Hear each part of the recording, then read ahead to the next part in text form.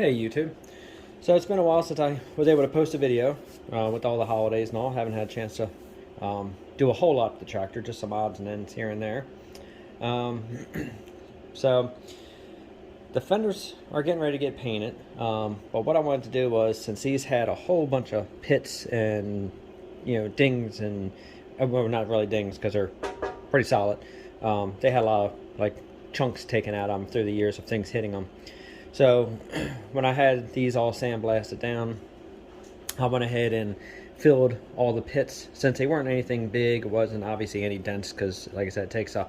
You're not going to dent these. You're going to bend these because they're, like I said, they're pretty thick. So I went ahead and I filled all the little holes and everything, filled all the little dings, which was very minimal, with glazing putty, and then sanded it all down, got it smooth as I could, and then I sprayed it with a filler and sandable primer. That was the first coat that went down, and then once I put about 2 coats inside and outside of that, I went ahead and I sanded everything down real smooth the best I could. Shot a little guide coat on there just to help highlight all the little pinholes that I was missed, because there were so many not really pinholes, but so many little pits from the rust. I mean, it was a lot from the inside and the outside. Pretty much the whole entire fender on both fenders had to get done. So I put the guide coat down, sanded it real lightly with 400 grit, just enough to knock the guide coat down, but it filled all those areas and showed me all the areas that need to be filled. And then went ahead and did the glazing putty again. And then I apologize. Apparently I got some random, no, it's not the COVID cough. It's a wintertime cough. Every so often I get it because my allergies aren't too good, so you might notice it in my voice. So I apologize for that. But anyway, so I went ahead and once I got everything sanded down, I went ahead and sprayed on the red oxide primer that I use on the rest of the tractor. So right now, everything came out nice. Everything came out really decent. But I'm using 800 grit, and I'm just going to do a real light wet sand on here. I'm not trying to cut down the primer. I'm not trying to do anything. I'm basically trying to level it off, and like right there where I started, nice and smooth.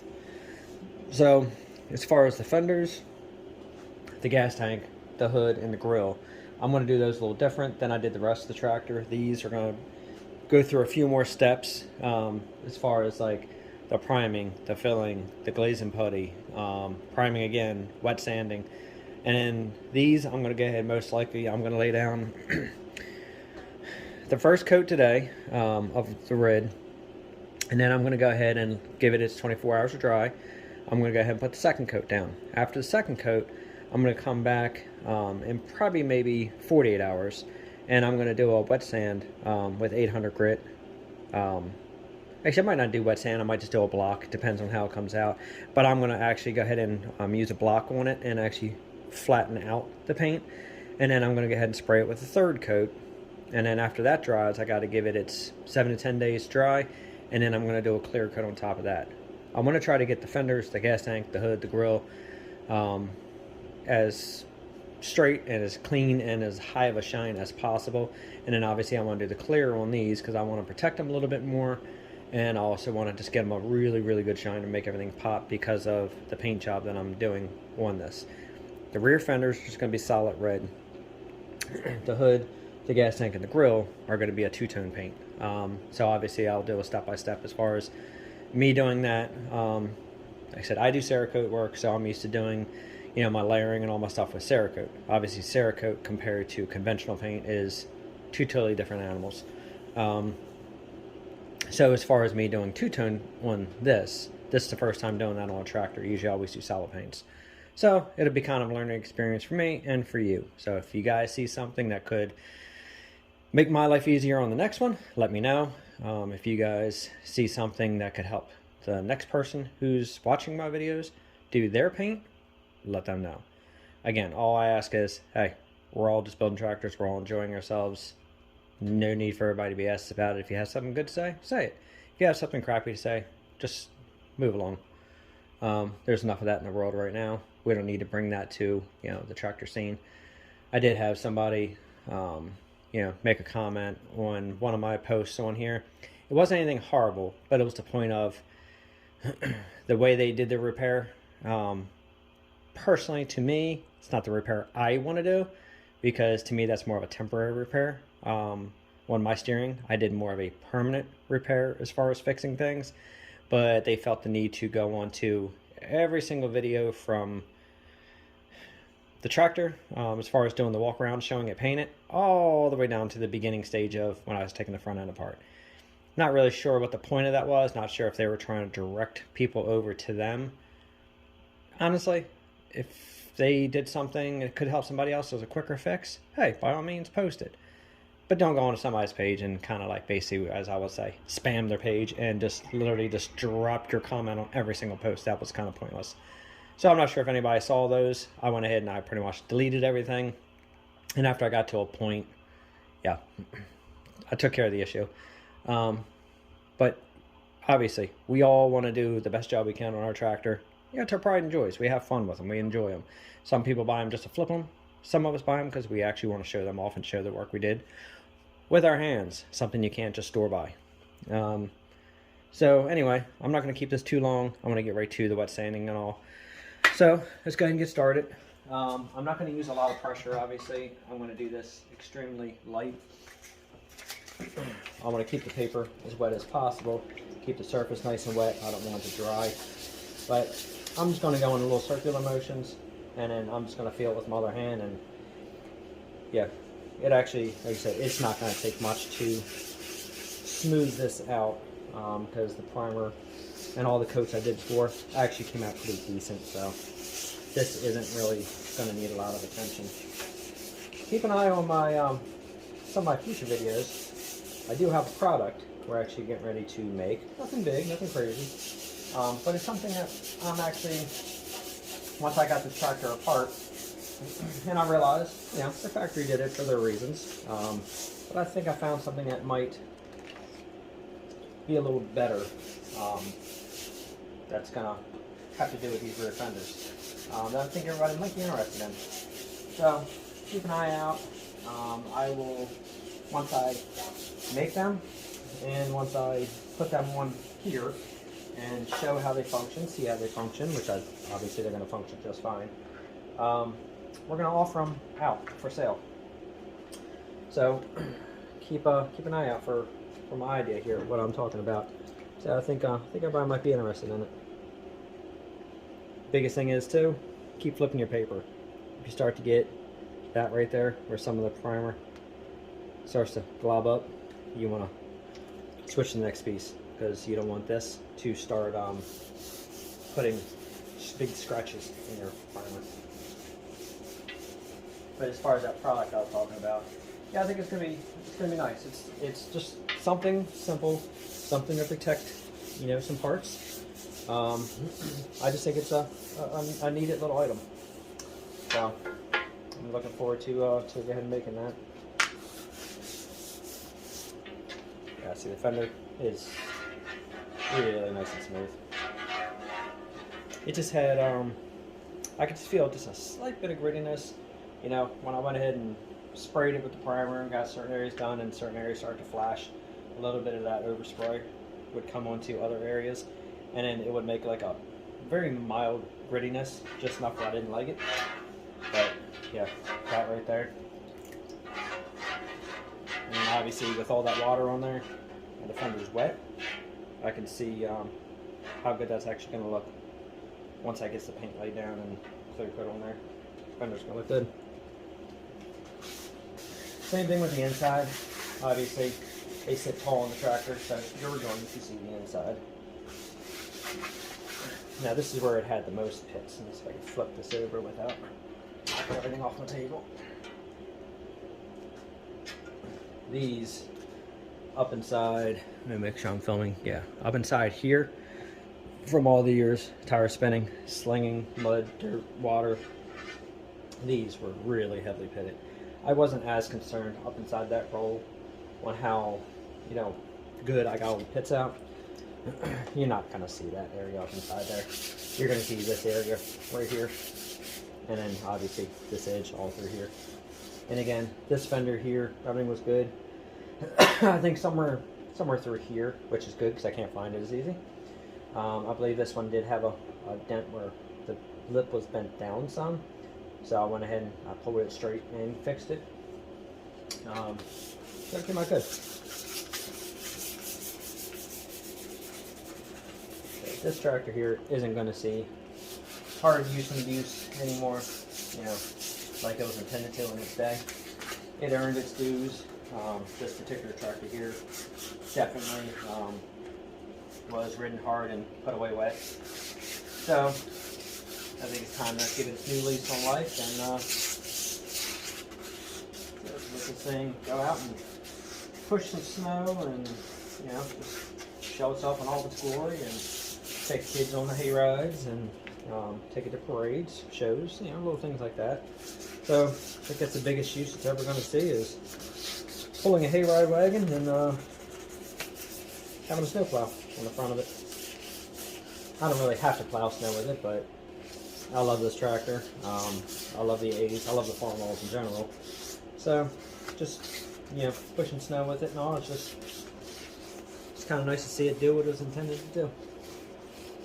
It's kind of hard just to keep it put away in the garage and not get it out and at least play with it and do that kind of stuff with it. I can't see the point of having a, as we call, you know, even in the car world, trailer queens. You know, you're going to go through all that work and build it, drive it, show it, enjoy it, but don't make it like a showpiece and, yeah, wipe it down with a diaper and don't let anybody breathe on it. Can't really see the point in that. Yeah, it feels good, nice and smooth. This area here, oh wow, this whole thing was just, everything was pitted up on this, but it was in pretty bad shape. You definitely want to make sure that when you do your wet sanding, now if I was actually like blocking this and I didn't want highs and lows, I would actually put something solid under here. Use like an actual block, use a little bit harder but a flexible sander that gives you a flatter surface, because you don't want your fingers obviously pushing in and then making indents and waves. I'm not sanding that hard to actually make depressions and make it come out all wavy and goofy. Again, this isn't, you know, a show car where I'm going to be shining that light sideways and then watching, you know, the light and all the reflections reflect off the paint and show it like a piece of glass. It's a tractor. So I can't see making it that perfect. But hey, some people do, and you know what? When you do, to each their own. I think it's great. You know, it's not for me. So again, I'm just doing light pressure. I'm not pushing down with any particular finger. I'm just trying to spread my fingers out, keep leaving, and then just smooth it out like that. That feels good. So obviously, once I get this all wet sanded, I'm going to go ahead and wipe it down. I mean, I could probably wipe this just down with water at this point and air dry it. I might use mineral spirits. I'm not sure yet. I might just wipe it down with water. I think this is fine. Alright, and obviously I'm going to bring the next fender over, and I'm not going to use that piece of paper. I'm going to get a new one. So I'm going to go ahead and, actually, you know what? Let me just get a cloth and I'm going to wipe this down now. So hang on.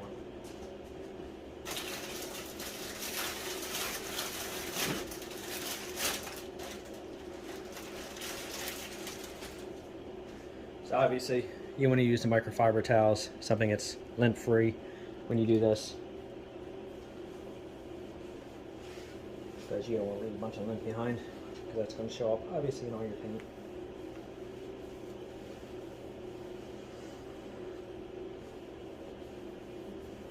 Yeah, that's all this needs. A lot of people lay these fenders down when they paint them too. I was going to make a prop for them and push them through the holes, mount it to the table, try to clamp it, try to keep the fenders from tipping and all that. I didn't want to go through that. I didn't want to risk, for some, you know, bad reason, something to give, something to release. Fenders hit the floor, and I didn't want to lay them. A lot of people will lay them flat like this, then they'll spray, say, the inside, flip it, prop it, spray the other side. I didn't want to do it that way either, because I want to make sure I get good coverage on all these lips and rolls. So I opted to hang it. Now you got to be a little careful, obviously, hanging it, because when you spray it, this side's going to be down. So you got to make sure when you get the gun position, you get it positioned just right. And when you spray this, make sure you get good coverage, because if you hold the gun different angles, sideways, whatever, and you don't get a good flat spray, you're going to end up either getting orange peel, or you're just going to get almost like a dry spray, and you're going to see it on your surface. So you got to pay special attention to your wrist and how you're spraying this. So it's good on that side. So I can do this again without knocking my water over. These fenders actually have a little bit of weight to them.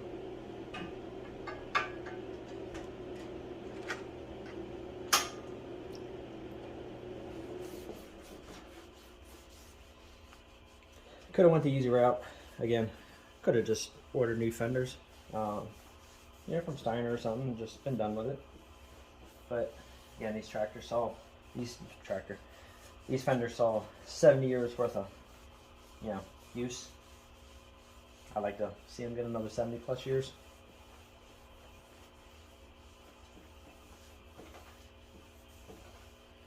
Yeah, something about even like restoring old cars. When a lot of people order like, the new replacement bodies and stuff like that for the Mustangs or the 57 Chevys, and yeah, that's nice because you're now starting with a rust-free car. But you know what? That car didn't see the years. It didn't see the generations change. It didn't see the people in it. To me, it's just not the same. I like using parts that actually have the history. So just think of the amount of lawns this thing cut, the amount of fields this thing's been in, the amount of farmers through the years holding on to the fender, on severe hills. Now, I just like the history of it. To me makes it worth keeping. All right, that feels really nice and clean. And then obviously, before I spray it, I'm gonna use compressed air. And I'm going to go ahead and just blow dry it, make sure all the lint's off. Should be. Feels pretty tack free. So that's it for this one. I'm going to go ahead and do the same step to this one. To the other one I just did to this one. And then when I start this back up, we're going to start spraying the fenders. Alright, so then we're back. So all I did was wet sand the other fender, exactly like I did the first one. Nothing special, nothing crazy, just the same old light wet sanding, and wiped it down. So I'm getting ready to put the gloves on and then crack this paint open. Obviously I'm going to have to mix this paint. It's not really much in there, but I'm going to mix it up really good because it's been sitting for a little while. And then I'm going to take the compressed air, check everything, make sure there's no, spots of lint, anything sticking to it.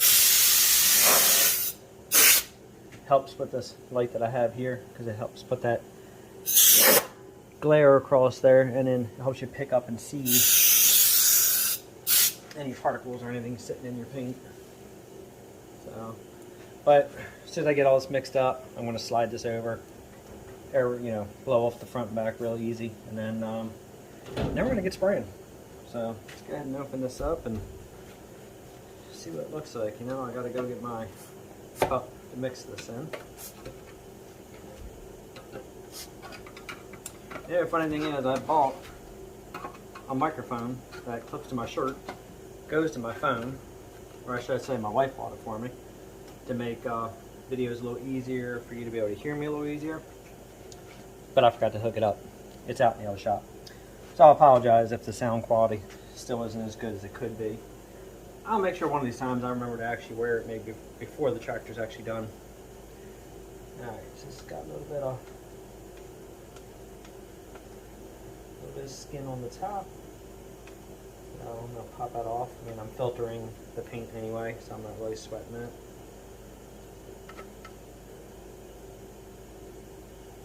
But I do want to get that out of here. I'm going to bring the trash can over, be right back.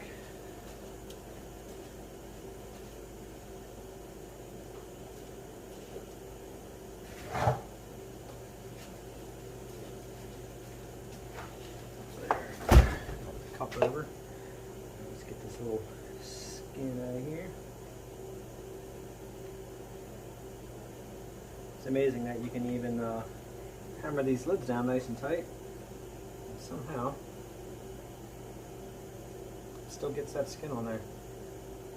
This is why it's very important to filter your paint. I think I was going down. Filter your paint before you go ahead and put it right in your gun. Because the last thing you want to do is have this clog your gun, and if it somehow does get past, it's going to get in your paint. I used to use the, I'm not sure exactly what the technical term is. I'm going to call them basically an after filter. I used to put the small filters in the paint gun underneath the paint cup for doing this painting.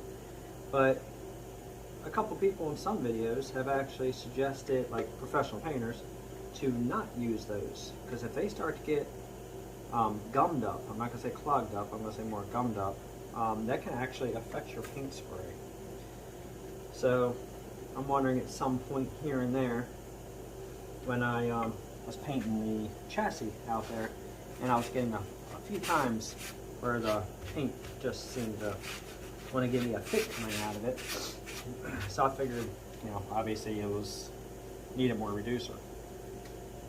I didn't put a ton of reducer in, but I put in a little bit, and it seemed to spray a little better. But I'm starting to wonder now if it was that filter. So I'm actually going to go ahead and spray this one without that filter. Yeah, not the best area to test that theory on, since it's a bigger part, it's the actual fender. But you know what? It's either going to work or it's not. I mean, worst case, comes out, I don't know, it does something I don't like. Just going to let it dry and give it a scuff down and repaint. You know, it's not like it's the end of the world. It just, you know, we all have that satisfaction where we can, you know, we want to paint it the first time and be done with it. We don't want to have to sand down our work if it looks nice, but it has a few imperfections, and redo it. So we always strive for that one and done kind of deal. But you don't know until you try. I mean, I always say, you know, you don't know how to truly succeed if you haven't at least failed once or twice. And you know what? Everybody has failed. I don't care who you are.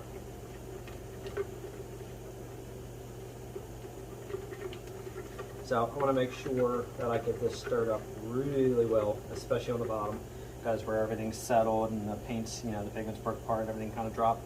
I want to make sure everything is mixed up really well. As you see, see if I can get that in there. It's not a ton of paint in there, but I mean it's enough to do what I gotta do today. I have another gallon of paint over there, so just burn this up on these, and then I have the pre-filter we're gonna spray. One of the wire holders go on the other side, and I got the bezel for the rear light. I didn't like the way it came out last time when I painted, so I stripped it back down and back in primer, and you know, we're going to go ahead and repaint that too. That was one of the ones I got some runs on that I wasn't happy with. So, and that's actually, you know, I got to say, for everything that I painted so far on this tractor, to get one headlight, you know, headlight bezel, to get 2 little runs on it, pretty good track record. Alright, so I'm going to do about, get a napkin over here, I'm going to do about probably 16 ounces of paint.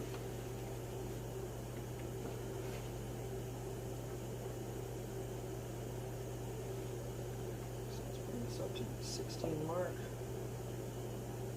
You can see all the lumps trying to drop in there. It's quite a bit. I can stop some of them. I'm not really concerned because I'm going to straighten this regardless.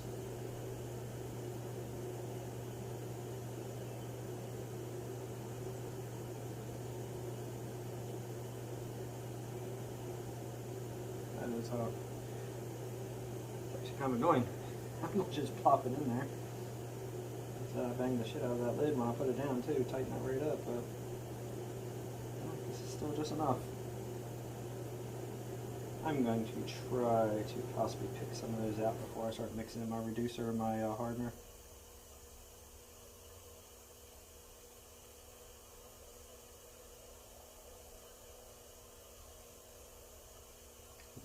past 16 because obviously once I pull those lumps out, it's going to pull some paint on me.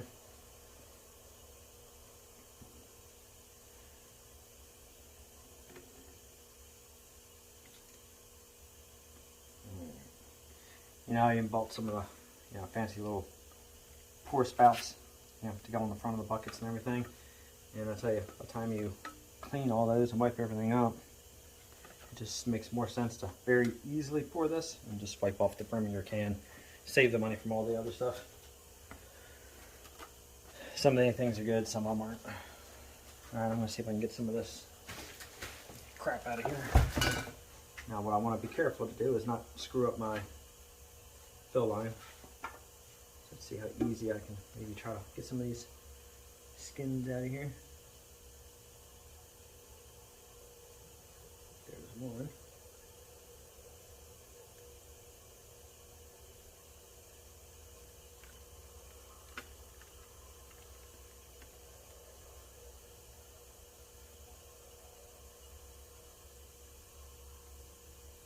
And there's the other big one that I saw drop in.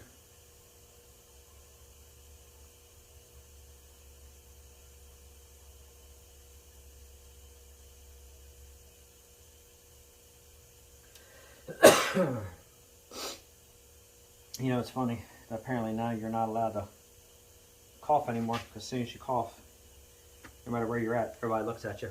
It's almost like a zombie apocalypse. As soon as you cough or sneeze, everybody swears, "Oh my God, you got COVID." I'm so ready for, well, nothing's ever going to really turn normal, but everybody's got to realize it. And this is my opinion. Everybody can differ. It's fine with me. This isn't much more than the flu. So once everybody starts to maybe come to a realization of that, I think we all can move on. You know, it's one of those things. It sucks. It was introduced to us by somebody, someplace, somewhere. Don't want to say it. You know, don't want to have people get their panties in a bunch. But it's here. So yes, it's real. No, it's not like the media is trying to make it out to be, because they need to hold on to that fear of all us. But, you know, some of us can see past the BS. So, anyway, long story short, so yes, the cough is just a random cough and nothing more. It just makes me laugh when I, like I say, go places and people give you that funny look like, "Oh my God, you're coughing." Ah. Chill out, people.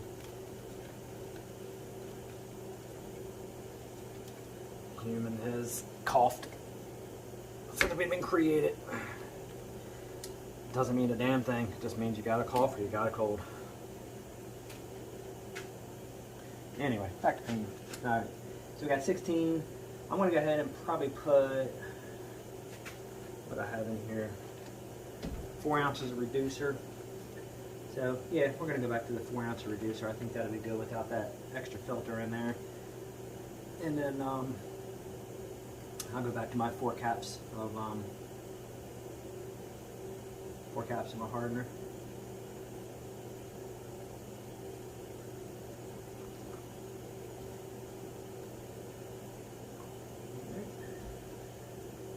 That's about right.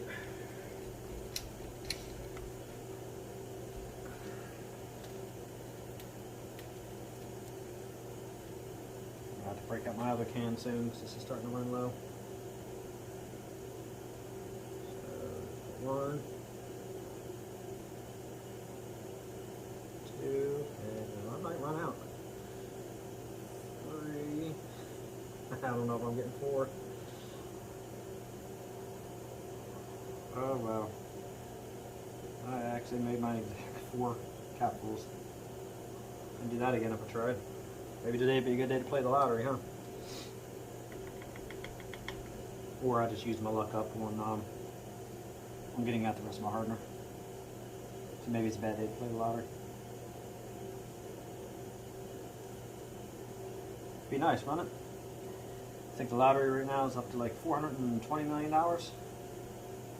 Think of all the shop toys and all the tractors we could buy with that, huh?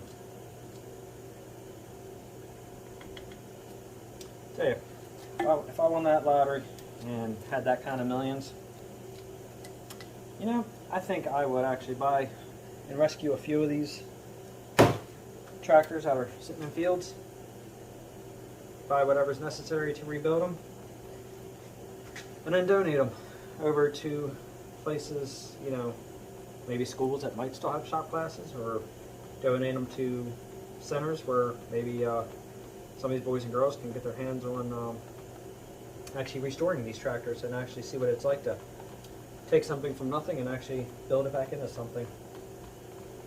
If I had them funds to spend, I would definitely do that in a heartbeat. I'd like to see some of this generation kind of get their hands on things like this and actually see what it's like, rather than swiping videos on phones, or you know, or TikToking, or whatever else they do, all the gaming.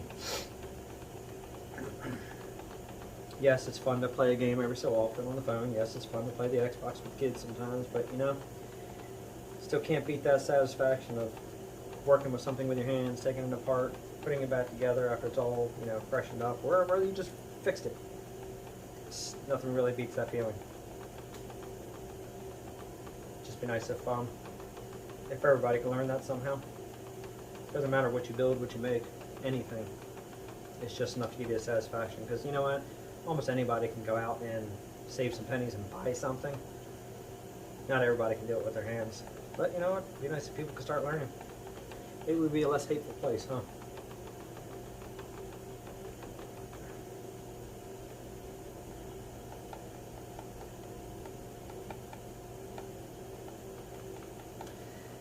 And I know some people are going to look at this and say, wow, 20 ounces of paint for 2 fenders, pre-cleaner, a bezel, and a wire loom holder.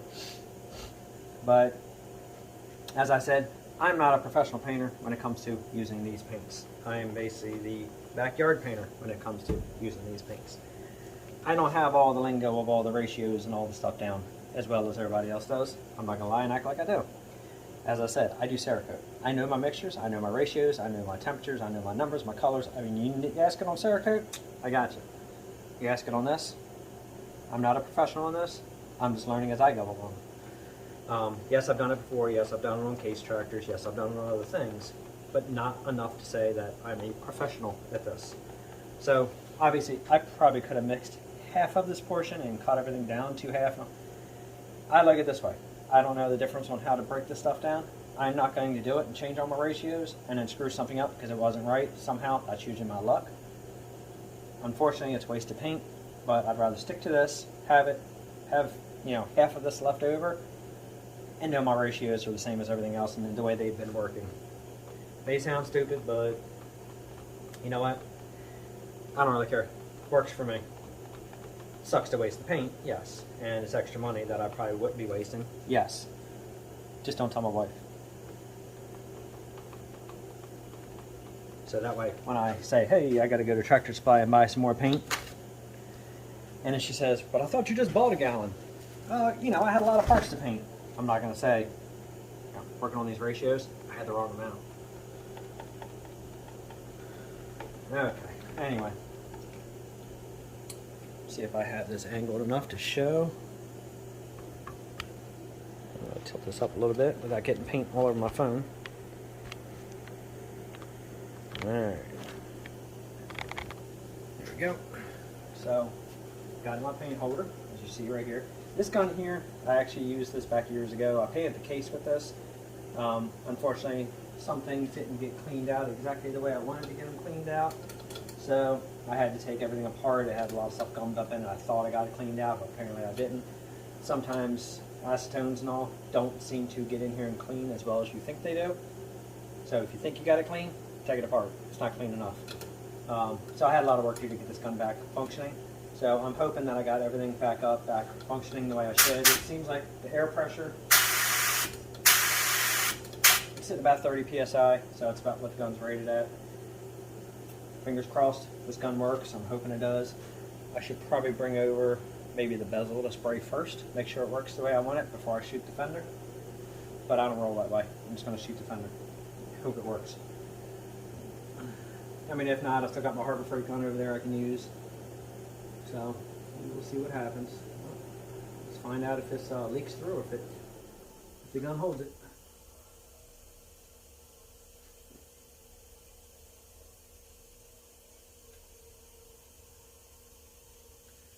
And all those lumps are dropping into that paint filter, which is why it's extremely important to filter your paint.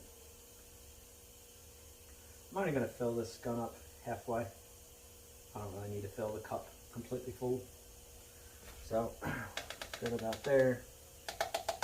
And then I'm going to mix this around a little bit because I know some of these lumps are clogging up that screen.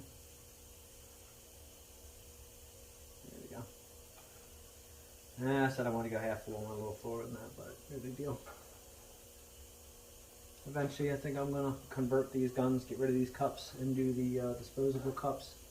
Use that 3M adapter. I don't remember exactly what that cup number is called. But I've seen them. Seems like they actually work pretty nice. And I can kind of pre-mix my paint in the cup, seal it, and then just stick it down on my gun and I'm done. Yes, I went way fuller than I wanted to, but no big deal.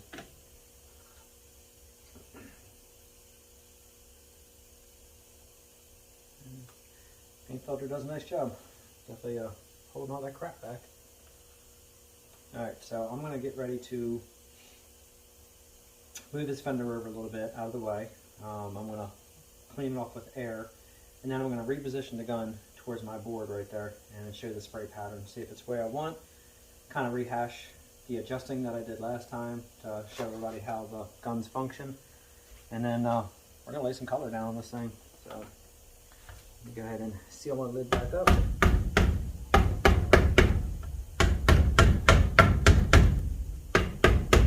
Now obviously anytime you're working with all these paints, you got a lot of hardcore people, don't like safety. Wear your face mask, because this stuff is actually quite potent on the nose. Cause a lot of issues with you too, respiratory issues, stuff like that. So don't try to be the man's man and not wear your paint masks. Wear them. Protect your nose, protect your lungs. Yes, I'm one of those people. I don't read instructions if I don't have to, so I go that far. But when it comes to this, yeah, I'll wear what I need to wear. Alright, I'll be right back. We're going to have a little dead spot here for a second. I'm going to go sit this stuff on my table. Come back, move this fender out. We're going to spray it clean, get this trash can out of the way, and then let's get some color on here.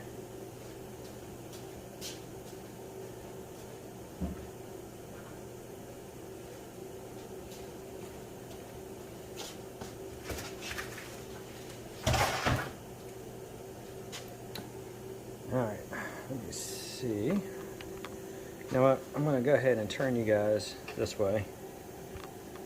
Let me angle this up again.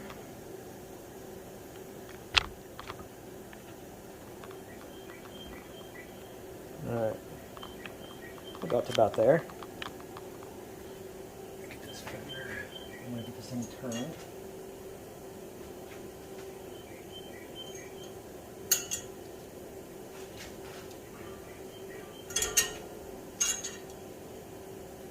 Alright, so what I'm going to do now is I'm going to take the compressed air, make sure I got all the stuff off this fender. It may get noisy because once I'm cleaning this, most likely that compressor is going to kick on. Once that compressor turns off, I'm going to turn on the paint filter, the collection system, you know what I mean. And then we're going to go ahead and get the fan spray, adjust it. I'm going to pull this paper off actually and put another one on. Do that now in here before I clean.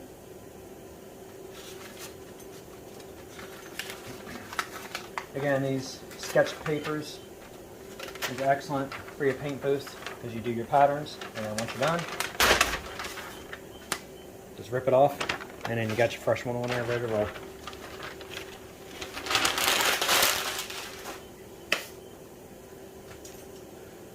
Put these hooks out of the way.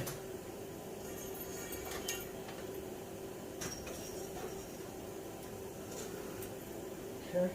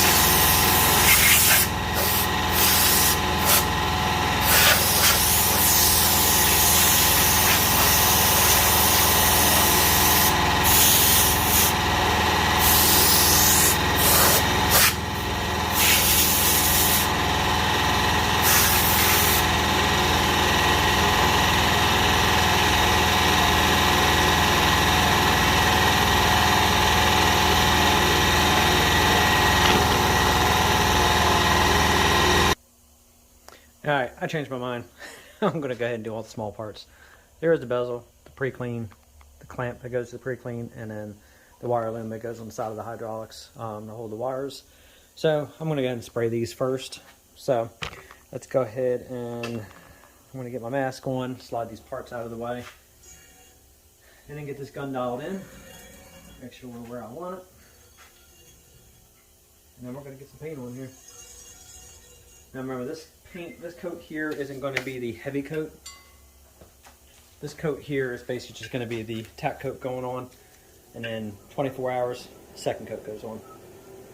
So again, as you see in my filter, all that paint, yes, wear your paint mask. You don't want all that stuff in your lungs.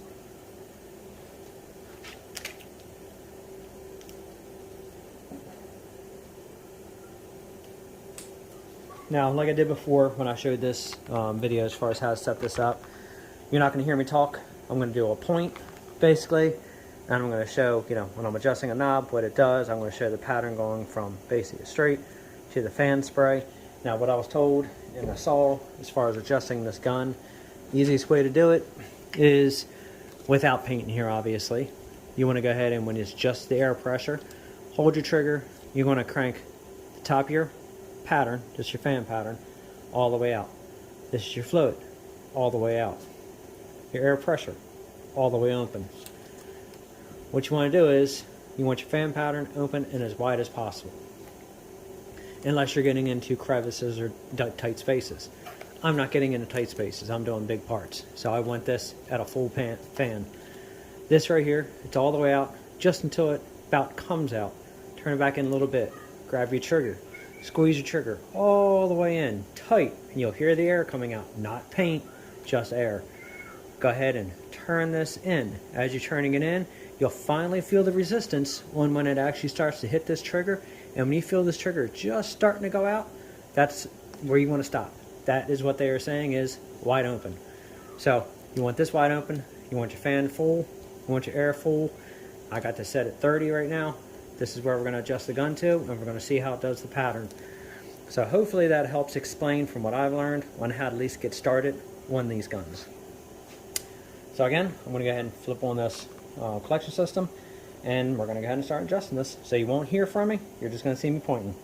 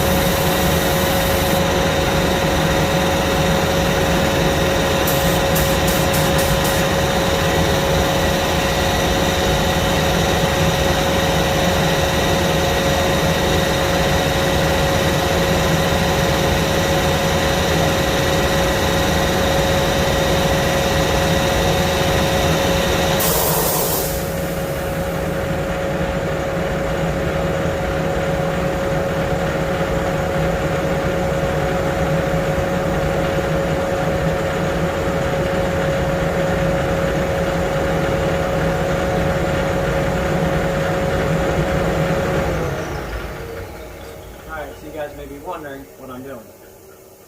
Well, as I said before, this particular gun in my hand sat for quite a while. It was quite grody inside. I was hoping that cleaning with everything I did may have straightened this gun out, but when I showed you that fan pattern on the wall, it's spitting more than it's just giving me a nice misty spray. So obviously this gun, unfortunately, I think it's done for. It wasn't a super expensive gun. It was a finish line gun. It came in a kit. I think this gun was, I don't know, 59 bucks for the touch-up gun. So it's not like it was anything really super special. I was just hoping to be able to save it. Going back to the Harbor Freight gun. This one here is the $29 Harbor Freight gun. I used this on painting other parts. It worked fine. I showed you how hold the trigger with air, no paint, to adjust that amount of fluid you're getting in there. So I went ahead and restrained it anyway, just in case. It's not going to hurt anything. I'm going to go ahead now and test the pattern on the board, see how the pattern comes out, see if I like it, and then go from there. I know this gun works fine. Again, hoping the other one was going to work, but unfortunately it didn't. And again, I don't have that pre-clean filter, or that pre-after filter, whatever we call it, in there. Another important thing is, make sure your vent cap is clear. This vent cap inside here starts to get clogged up. As you see, they put a warning, open air vent before use. You want to make sure that this vent doesn't fly out of your hands and go across the floor like it just did on me. You want to make sure that air vent isn't clogged. I'm not even showing you on the camera. Make sure that air vent on top isn't clogged. If that ends up being clogged up, it's going to create this weird vacuum inside there. You're not going to get a lot of paint out of the gun. So make sure that's clear, and give me a second so I can go find my cap.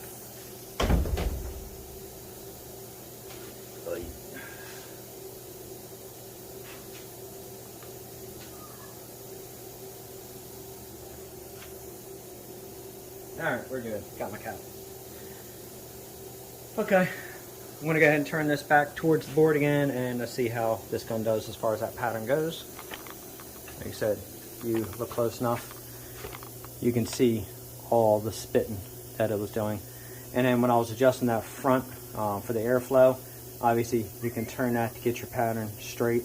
So I was adjusting that to see if I can get it semi-straight, but the way it was spitting, I gave up on trying to get it where I wanted it because the gun just wasn't putting out the way it should be. Alright. There we go. Alright, let's fire it back up.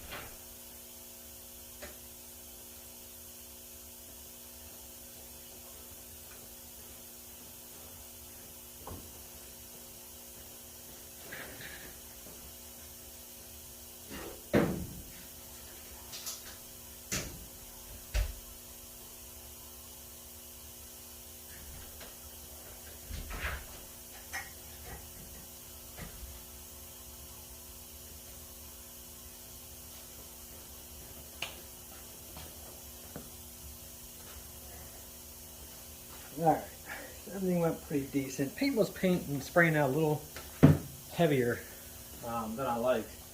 I didn't want to hit really any more reducer on there, but I don't know. I don't think I'm going to use any more of that gallon for painting for the second and third coat. Can't really say I was happy with the way it was laying down. It was giving a little bit of trouble on the fenders as far as the spray. You may have noticed. Can't really say, you know, I was full and happy with the way that was coming out. I'll take you over and show you. I mean, it didn't come out bad, but I just don't like how it came out kind of thick. Obviously I can take care of that. It's not like it's anything major. I can fix that with the sanding process. As you see, the small parts, you know, came out good. Fenders didn't come out the way I was hoping for the first coat, but again, I'm not sweating it. It's only the first coat, nothing major. So once this dries, 24 hours, I'll come back and I might go ahead and I may go ahead and wet sand these and then put another coat down, but I might add a little bit more reducer on the next one. See if I can get the finish to come out a little better like the way I want. But either way, I will start another video on the wet sanding of these and then the second coat of paint. Probably not tomorrow because it's a little late in the day today, so I might go ahead and I don't know, maybe by Thursday I'll shoot the next coat down here and I'll take a video and we'll get this gun to lay down way better than it is. If you notice, my paint booth, my collection system, popped the GFI, so I didn't really feel like flipping it just for that one, you know, side of the fender I had to do to turn it back on. So I'm going to go and pop that reset on there, and then that'll be it for today. So stay tuned for the next video, and then after that I'll be following up with the clear coat and then the new product I was talking about, and then get these things on the tractor. So again, thank you for watching. Please like, subscribe, share. Any pointers, any tips you can give me, give anybody else, feel free to say it. Again, keep it respectful. But other than that, hope everybody has a great new year, and till the next time.